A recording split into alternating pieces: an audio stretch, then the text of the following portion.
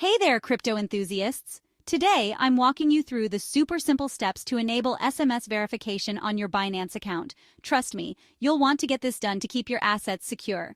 First things first, log into your Binance account. Once you're in, head over to your profile. It's that little icon in the top right corner. Click on it, and then navigate to Security. Yep, you're in the right place. Now look for passkeys and biometrics. Got it? Great. Click on that. You'll see an option that says Manage. Click Manage and then Add New Authenticator. Here, you'll choose SMS authentication as your method of verification. Binance will guide you through the steps. It's pretty straightforward. Make sure you have your phone handy and follow the prompts to enter your phone number. After you input your number, Binance will send you a verification code via SMS. Just type that code into the provided field. Easy peasy, right? Now here's a crucial step. Save your passkey on the device you created it on. This is super important because you'll need it for future logins and verifications. And that's it. You've successfully set up SMS verification on your Binance account. You're now a step closer to a more secure crypto experience.